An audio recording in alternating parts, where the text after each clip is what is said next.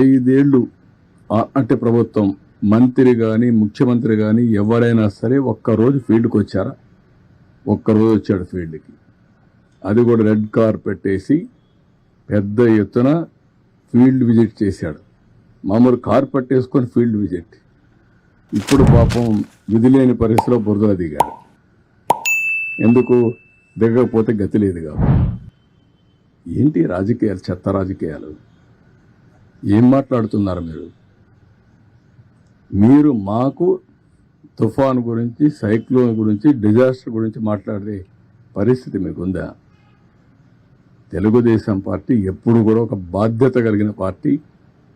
ఎవరికి ఎక్కడ కష్టమున్నా సమర్థవంతంగా, అది కూడా ఒక శ్రద్ధతో పనిచేసే పార్టీ. పేదవాడికి ఎక్కడా ఇబ్బంది లేకుండా చేయడం కోసం అన్ని విధాల ప్రయత్నం చేసే పార్టీ. దాన్ని వెకిలి చేసి మాట్లాడడం, లేకపోతే వీళ్ళ యొక్క క్రిమినల్ నేచర్, ఆ క్రిమినల్ నేచర్తో ఏం చేస్తారో తెలియదు మనకు.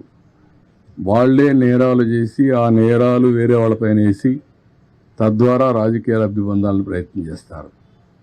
చాలామందికి అనుమానం ఉంది రాష్ట్రంలో, ఏంటి ఇవన్నీ ఎట్ట జరుగుతున్నాయని.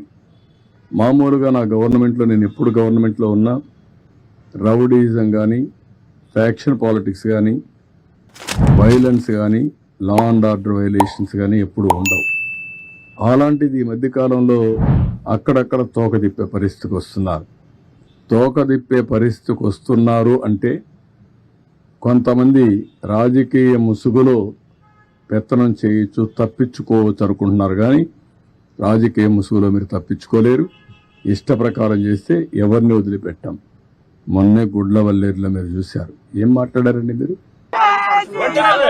ఇరిగేషన్ డిపార్ట్మెంట్ తోను, రెవెన్యూ డిపార్ట్మెంట్ తోను, హోమ్ డిపార్ట్మెంట్ తోను రివ్యూ కార్యక్రమం చేసి ఈ రకంగా తుఫాన్ రాబోతా ఉంది. డ్యాములు అయితే పూర్తిగా నిండున్నాయి. ఇప్పటికే ఆ నిండు ఉన్న డ్యాముల పరిస్థితుల నేపథ్యంలో, తుఫాను వస్తా ఉన్న నేపథ్యంలో ఏ రకంగా దీన్ని డీల్ చేయాలి అని చెప్పి ఒక ప్రణాళికాబద్ధంగా ఒక కార్యక్రమం చేయాలి.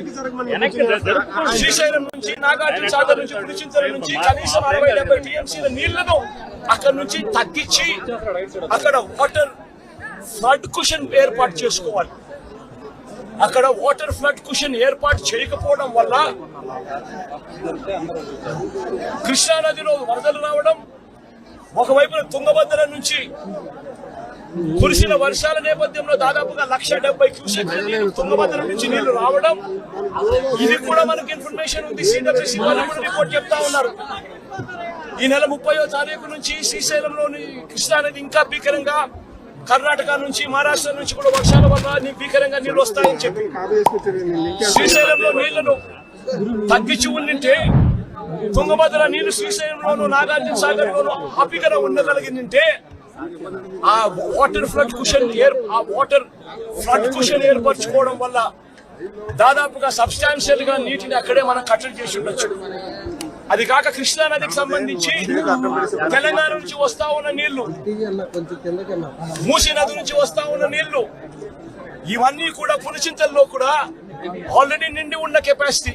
అక్కడ కూడా నీళ్లు తగ్గించి ఉండింటే అక్కడ కూడా నీళ్లు ఆపి ఉండే పరిస్థితి. కానీ అవన్నీ ఏమీ చేయకుండా, ఎక్కడా కూడా నీళ్లు తగ్గించకుండా 30వ తారీఖు నుంచి నీళ్లు తగ్గించుకుంటూ వచ్చిందంటే ఒక 8 లక్షలు 9 లక్షల క్యూసెక్లు అలా పారుతా పోయిండు 30వ తారీఖు నుంచి. అప్పుడు ఈ మాదిరిగా భీకరంగా 11,35,000 క్యూసెక్లు వచ్చే పరిస్థితి ఉండేది కాదు. ఈ మాదిరిగా ఫ్లడ్ ఉండే పరిస్థితి ఉండేది అంతకన్నా కాదు. కానీ రాష్ట్ర ప్రభుత్వం తీవ్రంగా జాప్యం చేసి, ఏకంగా చంద్రబాబు నాయుడు గారు అనే వ్యక్తి తాను ప్రజలను పట్టించుకోవాల్సిన ఆవశ్యకతను పూర్తిగా మర్చిపోయి రెడ్ బుక్ పాలనతో పరిపాలన సాగిస్తూ కక్ష సాధింపుల మీదనే ధ్యాస పెడతా ఉన్నాడు తప్ప గవర్నెన్స్ మీద, ఏం చెయ్యాలి అన్న దాని మీద ధ్యాస లేకనే ఇది మ్యాన్ మేడ్ ఫ్లడ్ కింద ఇంత భీకరంగా తయారైన ఫ్లడ్ ఇది. దీనికి గన 30వ తారీఖు నుంచే పర్ఫెక్ట్ ప్లానింగ్ గానే చేసిందంటే, మనకు బుధవారం నాడు అలర్ట్ వచ్చినప్పుడే తుఫాన్ రాబోతా ఉంది అని చెప్పి అలర్ట్ వచ్చినప్పుడే మనం కానీ ప్లానింగ్ చేసి ఉంటే తుంగభద్ర నుంచి వచ్చే నీళ్లు శ్రీశైలం, నాగార్జున సాగర్ లాగి ఉండేటివి. పులిచింతల్లో మూసీ నది నుంచి వచ్చే నీళ్లు ఆపుకొని ఉండవచ్చు.